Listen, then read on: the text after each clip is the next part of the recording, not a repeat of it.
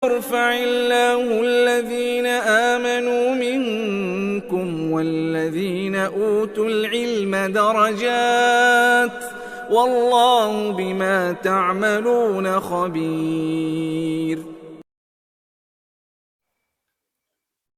Bismillahirrahmanirrahim. Assalamualaikum warahmatullahi wabarakatuh. Innal hamdalillah nahmaduhu wa nasta'inuhu wa nastaghfiruh wa nu'minu bihi wa natawakkalu alayhi wa na'udzu bihi min shururi anfusina wa min sayyiati a'malina. May yahdihillahu fala mudilla lahu wa may yudlil fala hadiya lahu. Asyhadu an la ilaha illallah wahdahu la syarika lah wa asyhadu anna Muhammadan 'abduhu wa rasuluhu la nabiyya ba'dah. Allahumma shalli wa sallim ala Muhammadin wa ala alihi wa ashabihi wa barik wa sallim tasliman katsira. Faqad qala ta'ala yarfa'illahu alladhina amanu minkum walladhina utul 'ilma darajat. وقال رسول الله صلى الله عليه وسلم من سلك طريقا يلتمس فيه علما سهل الله له به طريقا إلى الجنة أو كما قال رسول الله صلى الله عليه وسلم.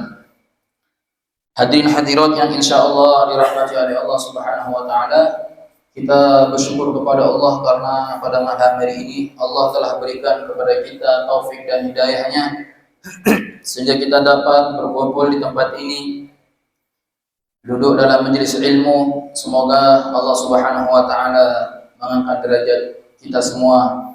Amin ya rabbal alamin.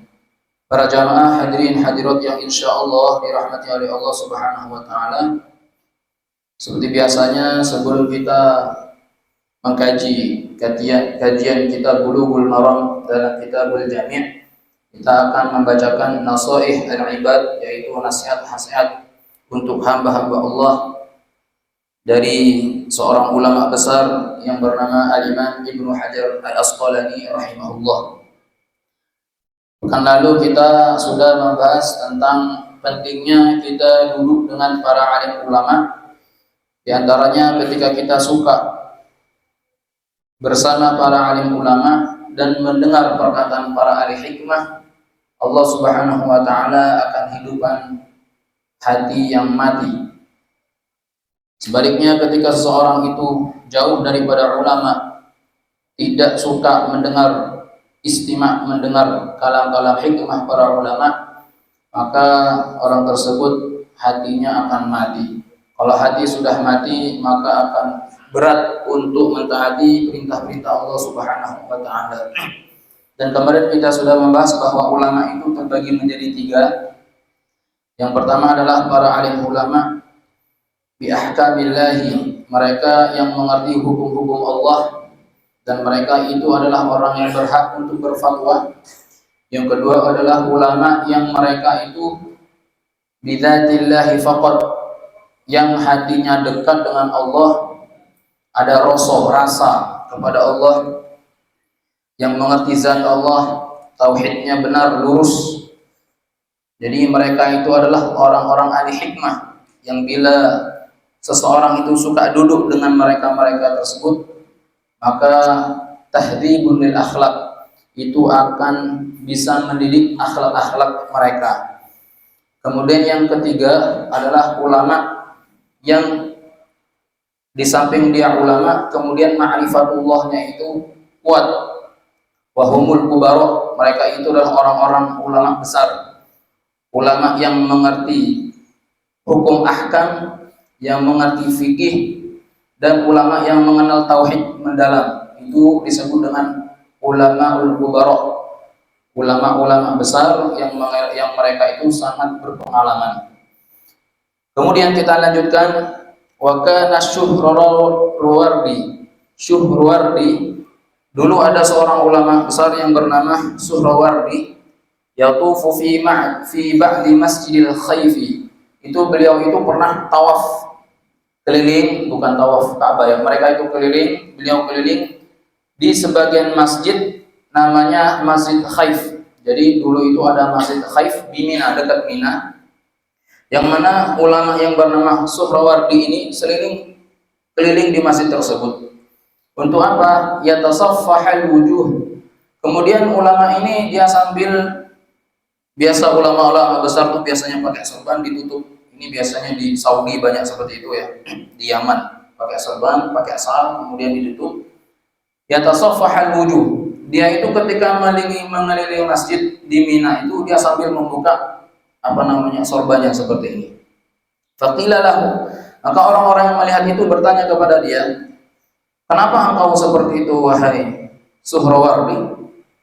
Maka beliau mengatakan, inna lillahi ibadan, sesungguhnya Allah itu memiliki seorang hamba, idza nadaru ila sakhsin, yang mana hamba-hamba tersebut apabila melihat sosok seseorang,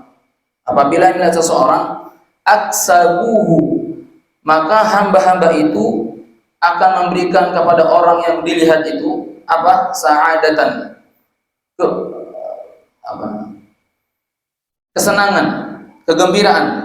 Fa ana atlubu dzalik. Nah, yang aku cari orang-orang seperti itu.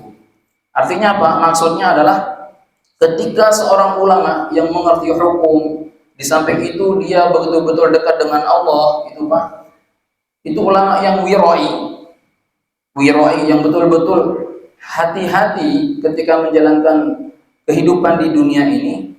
Biasanya ulama-ulama seperti itu, Pak, kalau dilihat itu menyenangkan hati, betul.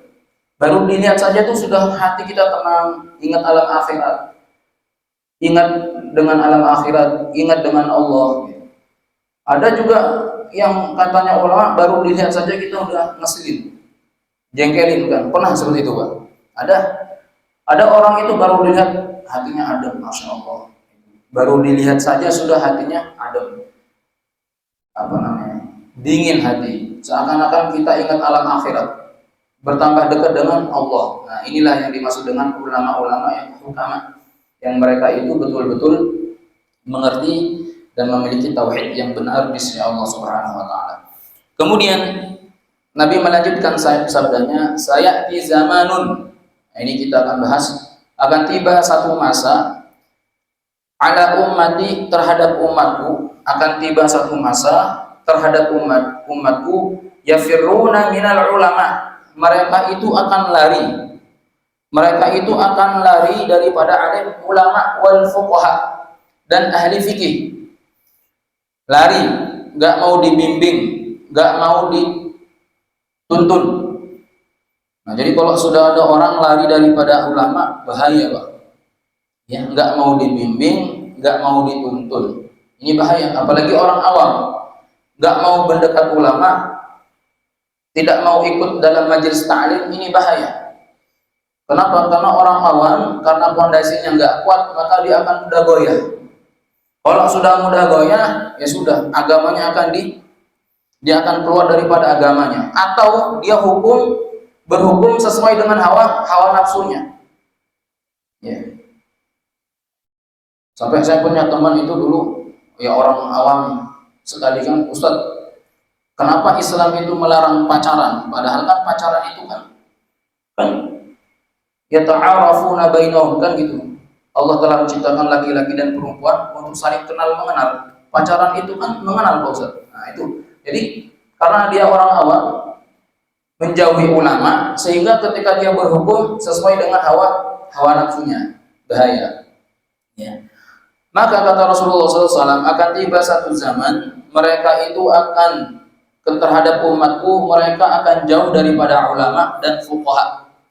Kalau sudah seperti itu, fayabatalihim Allahu bi thalathi baliyat. Allah Subhanahu wa taala akan uji mereka, orang yang jauh daripada ulama itu, dengan 3 ujian. Ulaha, yang pertama apa?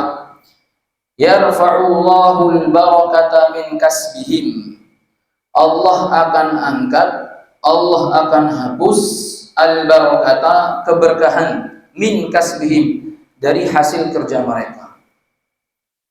Jadi kalau orang sudah lari daripada ulama, Allah akan hapus keberkahan hasil kerja mereka.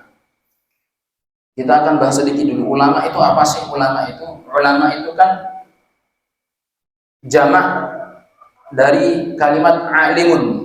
Ulama itu jamak, ulama-ulama. Asalnya alim itu secara bahasa orang yang mengerti, orang yang paham, itu ulama. Sedangkan secara istilah, ulama itu adalah mereka yang mengenal hukum-hukum Allah. Di samping dia itu mengenal hukum-hukum Allah, kemudian dia itu memiliki sifat khasyatullah, takut kepada Allah Subhanahu wa ta'ala. Sehingga Allah Subhanahu wa ta'ala berfirman, "Innama yakhshallaha min ibadil ulama." Sesungguhnya di antara hamba-hambaku yang betul-betul takut kepada Allah itu adalah para alim ulama.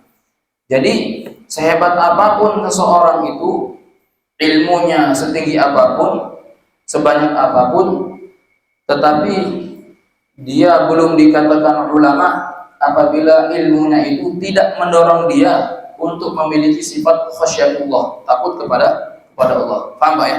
Jadi ulama itu di samping dia mengerti hukum Allah, dan dia itu betul-betul hati-hati, takut kepada Allah Subhanahu wa ta'ala. Maka ketika seseorang itu lari daripada ulama yang tipenya seperti itu, hukum ahkam menguasai, kemudian dia takut kepada Allah, yang pertama, ujian yang pertama, Allah akan hapus keberkahan dari kasbihim, dari hasil kerja mereka. Ustaz, ini logikanya bagaimana Pak Ustaz? Kenapa ketika seseorang itu jauh daripada ulama, kok keberkahan rezeki Allah cabut? Ini logikanya bagaimana? Ya, benar. Logikanya begini, ketika seseorang itu jauh daripada alim ulama, maka dia tidak akan mengerti hukum ahkam. Itu enggak, Pak? Dia tidak mengerti mana halal, mana haram. Dia tidak mengerti zakat mal itu kalau sudah sampai haul dan nisabnya, berapa persen yang harus dikeluarkan. Dia enggak mengerti. Ketika dia mendapat rezeki yang besar, yang melimpah, ini ada hak-hak siapa saja yang harus diberikan. Dia tidak mengerti. Dia tidak mengerti mana yang halal, mana yang makruh, mana yang subhat, enggak mengerti. Apapun pekerjaan, entah itu halal atau haram, disabet. Makanya kata Nabi kan, saya di zamanun, akan tiba satu zaman, la yubalul mar'u. Orang itu mereka tidak akan yubalu, tidak akan peduli. Min aina akhadal mal, sumber rezeki itu dari mana dia dapat. Aminal halal atau minal haram, apakah sumber itu halal atau haram, dia nggak peduli. Akan tiba satu zaman itu. Kapan itu? Tatkala mereka yafiruna minal ulama, ketika mereka itu jauh daripada alim ulama, keberkahan rezeki Allah akan cabut. Wasaniyatu, yang kedua, ketika mereka itu jauh daripada ulama, ujian yang kedua itu yusallitullahu ta'ala alaihim sultanan zaliman.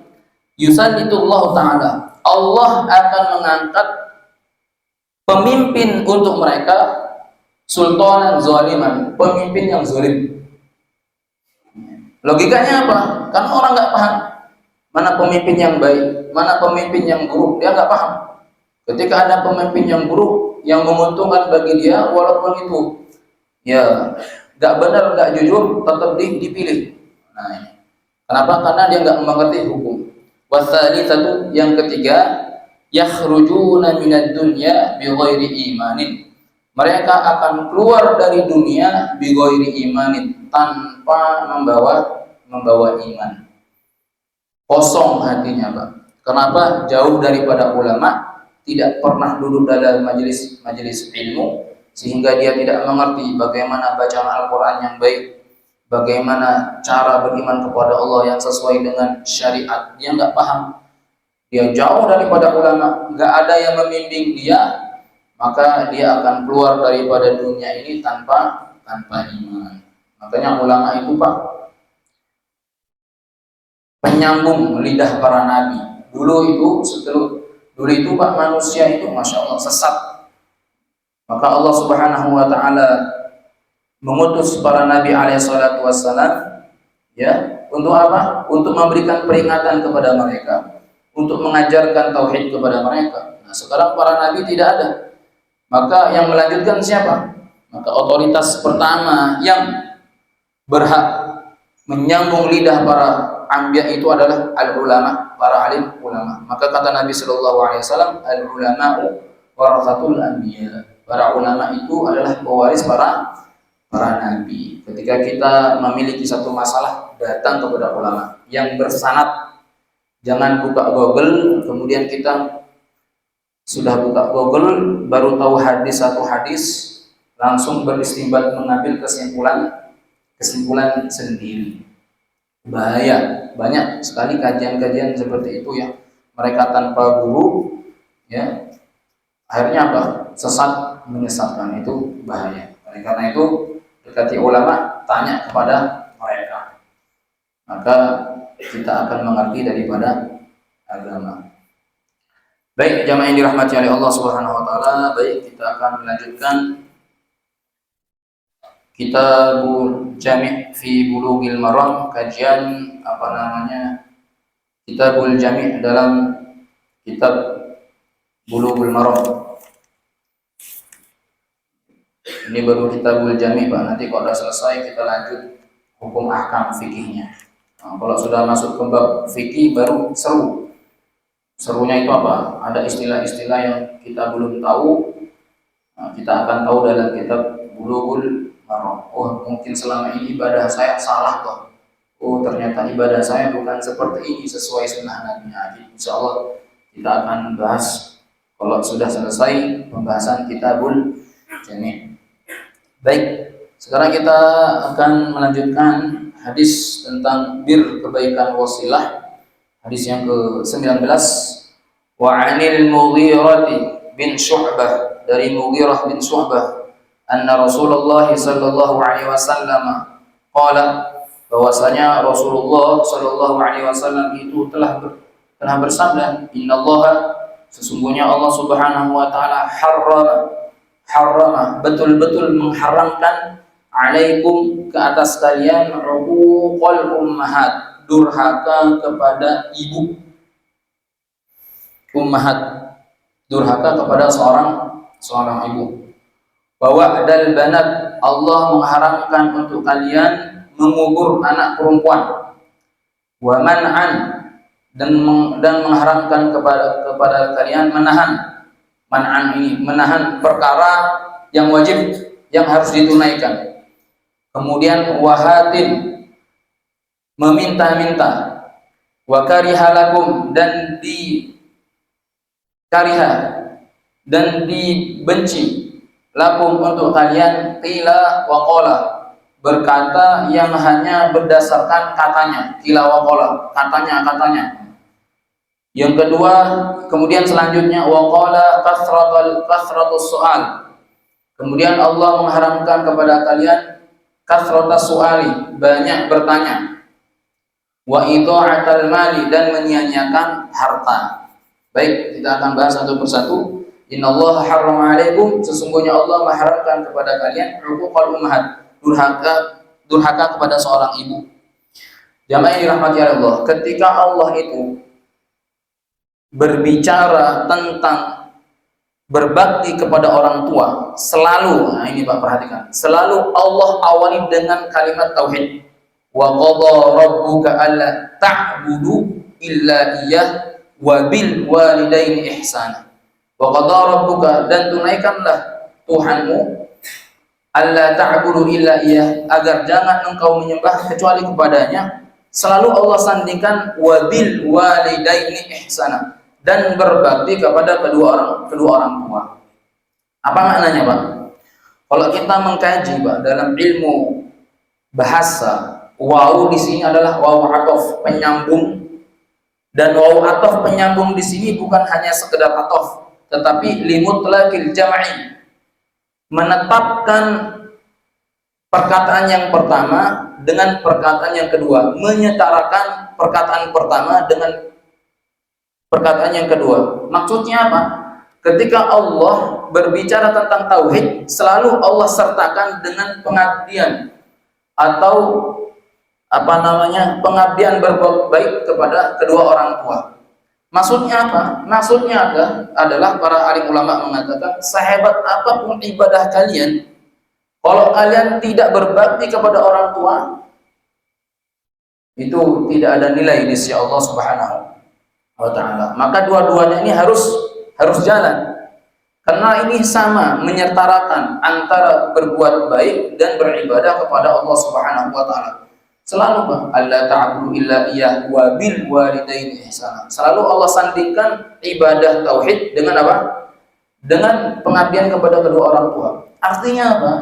Artinya berbakti kepada orang tua ini perkara yang harus kita jalankan, harus kita tunaikan. Maka Allah di sini mengharamkan kepada kalian hukukul ummahat, ya, hukuk durhaka kepada seorang ibu, terutama seorang ibu, Pak. Walaupun seorang ibu itu musyrik, maka kita sebagai seorang, mungkin mohon maaf, ada seorang anak muslim, dia beriman kepada Allah, sedangkan ibunya musyrik, maka tetap berbakti kepada siapa? Kepada ibunya. Maka pernah suatu saat Sa'ad bin Abi Waqqas ini bingung, Pak. Bingungnya itu, ya Rasulullah, ini saya seorang yang beriman kepada Allah dan Engkau, sedangkan ibu saya musyrik. Ini bagaimana?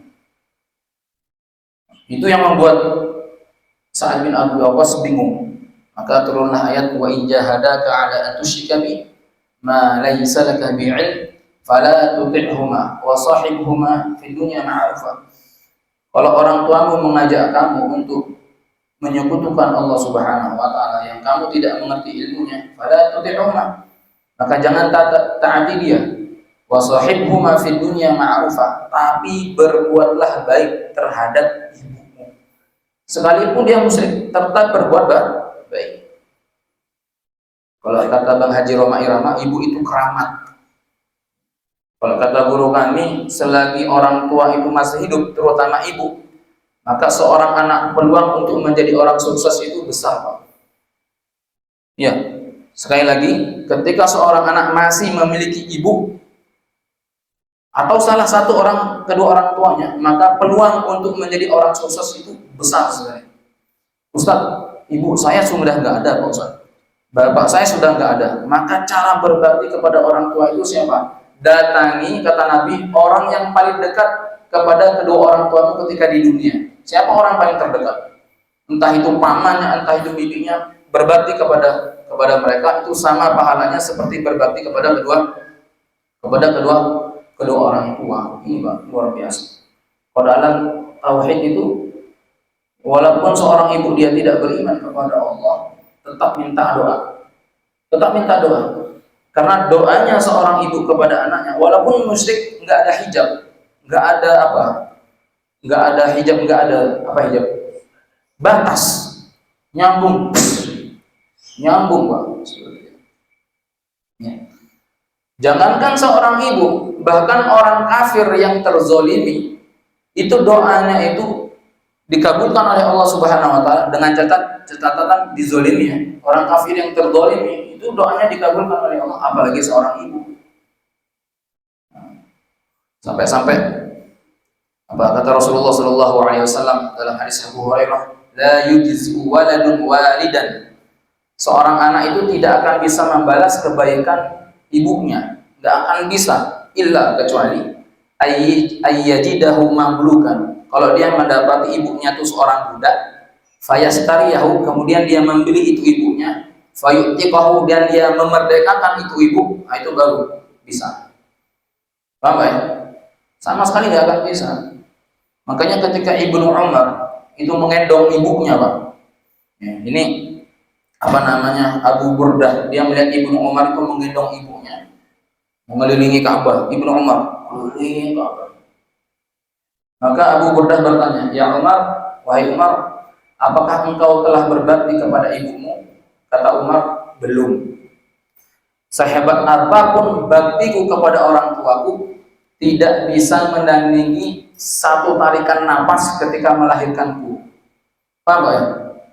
Sehebat apapun kebaikan yang aku berikan kepada ibuku, maka itu tidak bisa menandingi satu tarikan napas ibuku ketika melahirkanku, nggak bisa.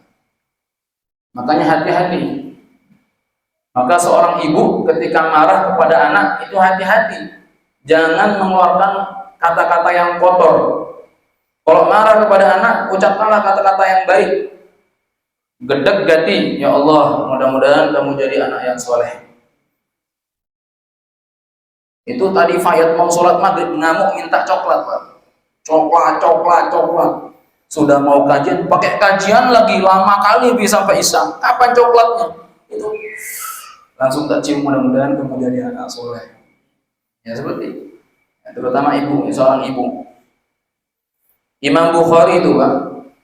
Dulu waktu lahir, Imam Bukhari, Imam Muhaddis. Imam Bukhari itu ketika lahir itu matanya normal. Tetapi sudah usia berapa saya lupa, matanya tiba-tiba buta matanya. Maka seorang ibu hari-hari doa kepada Allah, ya Allah kembalikan penglihatan anakku Ibu Anu, siapa namanya Bukhari. Hari-hari, Pak. Hari-hari. Artinya apa? Kekuatan doa seorang ibu itu dapat mengguncangkan arsy Allah sehingga Allah kembalikan penglihatannya Imam Bukhari. Maka ketika seorang anak memiliki masalah, datang kepada ibu, doakan saya. Itu pasti Pak Allah akan terima, entah kapan. Pasti Allah akan terima. Paham ya? Ibu.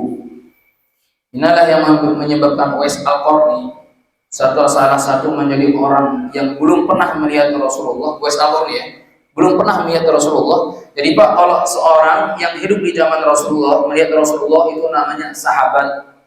Tapi walaupun dia itu hidup di zaman Rasulullah tapi tidak pernah melihat Rasulullah, itu namanya bukan sahabat tapi tabi'in. Uwais Al-Qarni ini hidup di zaman Rasulullah, tetapi beliau ini enggak pernah melihat Rasulullah, maka namanya bukan sahabat tapi siapa? Tabi'in. Maka Uwais Al-Qarni ini seorang yang betul-betul Masya Allah, pengorbanan untuk ibunya itu luar biasa. Ingin melihat Rasulullah enggak bisa. Ingin datang ke kota Makkah dan Madinah enggak bisa, asbab merawat ibunya.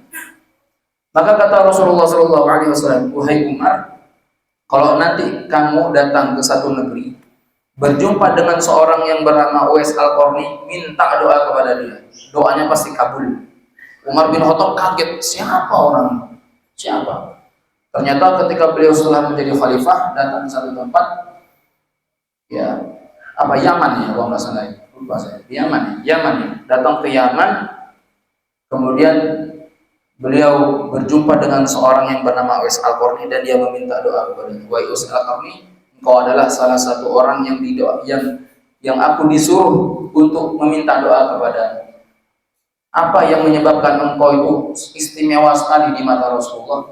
Maka Uwais Al-Qarni mengatakan, karena pengabdianku yang tidak henti-hentinya merawat ibuku. Ini yang menyebabkan siapa? Uwais Al-Qarni menjadi wali Allah, orang yang betul-betul dekat dengan Allah Subhanahu wa taala. Inilah. Jadi yang pertama, innallaha harrama 'alaikum huquqal ummahat. Allah itu mengharamkan kepada kalian huquqal ummahat, durhaka kepada orang tua. Bapak yang dirahmati oleh Allah, dosa terbesar setelah syirik itu apa? Durhaka kepada orang tua. Maka puncak silaturahim tertinggi itu apa? Berbakti kepada kedua orang tua. Makanya kan saya bilang silaturahim, menyambung rahim yang ada hubungnya dengan rahim, terutama dengan ibu. Ya. Maka bapak-bapak dan ibu-ibu yang masih memiliki orang tua, silaturahim. Boleh lewat HP, nanya kabar. Itu puncak silaturahim tertinggi. Puncak silaturahim tertinggi. Nanya kabar ibu, bagaimana kabar, doakan saya. Itu subhanallah. Maka saya punya salah satu guru itu, Masya Allah, hari-hari telepon ibunya minta doa, menyebabkan dia itu menjadi orang sukses. Subhanallah, berkah, hidupnya berkah, istrinya berkah. Istri berkah itu bukan berarti bertambah istri, enggak. Istrinya berkah itu taat maksudnya, Pak. Kemudian anaknya berkah, taat sama orang tuanya, seperti itu. Apa ya? Kemudian yang kedua, rubuqul ummahat. Wa wahdal banat. Allah mengharamkan kepada kalian mengubur anak perempuan. Jamaah yang dirahmati oleh Allah, pada zaman jahiliyah, sebagian kabilah, enggak semua kabilah, sebagian kabilah itu mereka itu mengubur anak-anak mereka, anak perempuan mereka. Dan ini Allah Subhanahu wa taala terangkan dalam Al-Qur'an, wa idal mau'udatu silat bi ayyi dzambin qutilat. tatkala bayi-bayi perempuan mereka kubur bi ayyi dzambin qutilat, padahal mereka tidak memiliki dosa apa-apa. Para jamaah yang saya hormati, kenapa orang-orang Arab, kabilah-kabilah Arab jahiliyah, mereka tidak suka memiliki anak perempuan? Satu, karena anak perempuan ini satu, lemah menurut mereka. Lemah menurut mereka. Sehingga anak perempuan ini tidak akan bisa bekerja karena lemah. Yang kedua, menurut mereka pengeluaran perempuan ini lebih besar daripada laki-laki, sehingga mereka menganggap perempuan ini dapat mengurangi rezeki. Betul enggak, Pak? Saya tanya, baju bapak-bapak dengan istri lebih banyak baju mana? Istri, Pak. Lebaran itu suami baru 2, istri itu sekarang sudah mesan ya Pak di Shopee itu. Sekarang padahal lebaran tuh masih lama. Open apa namanya? Open bid apa? Bukan PO apa? Apa namanya? PO. Wah, banyak itu. Makanya orang-orang Arab, nih mohon maaf ini, mereka nggak mau punya anak perempuan. Ini dulu ya, pada zaman ini. Yang ketiga, wanita itu memiliki siklus haid kotor, sehingga ketika wanita itu haid dijauhkan dari orang-orang Quraisy. Orang-orang Yahudi itu paling nggak suka apabila dia mendapati istrinya itu keadaan kotor haid. Itu membawa kesialan, musibah menurut mereka. Itu orang-orang jahiliyah zaman dulu. Jadi sebelum datang Islam, Pak, wanita itu betul-betul direndahkan. Terlebih di zaman kerajaan Fir'aun, mereka jadikan wanita itu hanya untuk pemuas nafsu seksual. Paham ya? Wanita. Maka ketika datang Islam, maka semua itu dihapus oleh Allah Subhanahu wa taala dan Allah muliakan wanita. Bentuk dari kemuliaan seorang wanita apa, Pak? Allah cantumkan dalam satu surat khusus, An-Nisa, wanita. Betul? Ada nggak Ar-Rijal, Pak? Laki-laki? Nggak ada. Nggak ada, Pak. Ar-Rijal itu nggak ada. Yang ada An-Nisa, perempuan. Ya, itu memuliakan bahwasanya kemuliaan seorang wanita ini, Masya Allah, sangat luar biasa. Makanya orang-orang Arab dahulu itu mereka mengkubur anak-anak mereka perempuan karena mereka nggak suka dengan anak perempuan. Jamaah yang dirahmati oleh Allah Subhanahu wa taala. Bahkan kata Rasulullah SAW, keutamaan orang yang memiliki anak perempuan. Apa kata Rasulullah? Man kana lahu thalathatu banatin.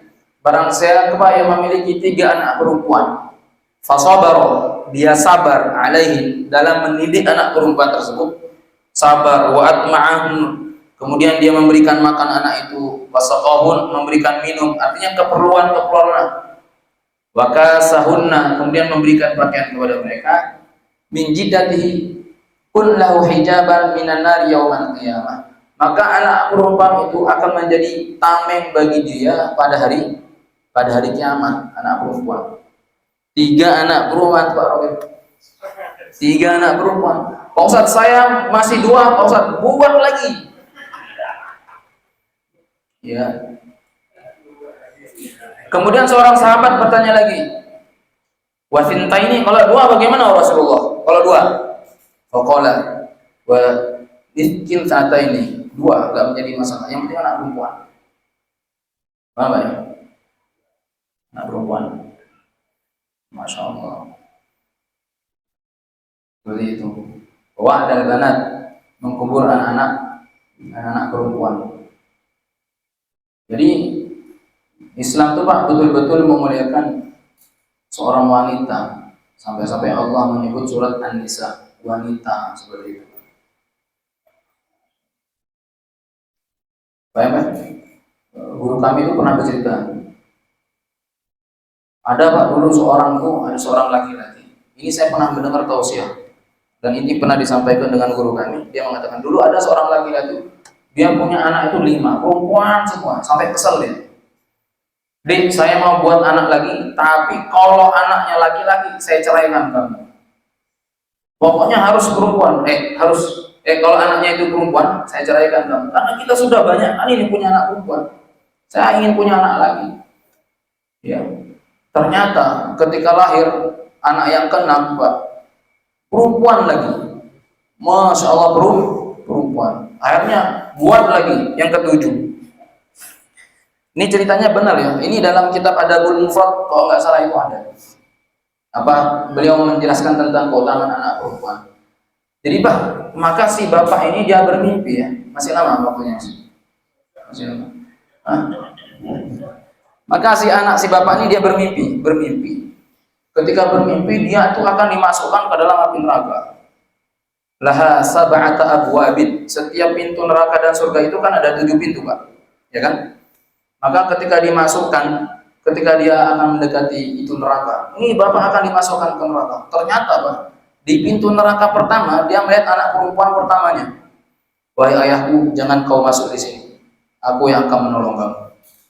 Pintu kedua dia melihat anak kedua. Pintu ketiga ternyata ada anak perempuannya di sana. Sampai keenam di situ ada anak perempuannya juga. Nah, ketika dia akan masuk ke pintu ketujuh ditahan sama Allah. Maka dia bangun. Maka dia lihat datang kepada ibunya, kepada istrinya, wahai istriku, mudah-mudahan bayi yang akan lahir ini perempuan, bukan laki-laki. Ya, perempuan bukan laki-laki. Istrinya kaget, kenapa? Karena begitu besar keutamaan orang yang memiliki anak perempuan. Apa ya? 5 menit lagi. Kita cukup sampai di sini insyaallah, Pak. Karena ini 5 lagi mau sudah Isya. Ini pembahasannya masih wa man'an wa hatin wa karihal, masih banyak pembahasannya. Mudah-mudahan minggu depan kita akan lanjut. Allah Subhanahu wa taala jadikan kita orang-orang yang mulia, Pak. Mulia di dunia dan mulia di akhirat. Amin ya rabbal alamin. Subhanallahumma bihamdik asyhadu an la ilaha illa anta astaghfiruka wa atubu ilaik. Wassalamualaikum warahmatullahi wabarakatuh. Subhanakallahumma wa bihamdika asyhadu an la ilaha illa anta astaghfiruka wa atubu ilaik.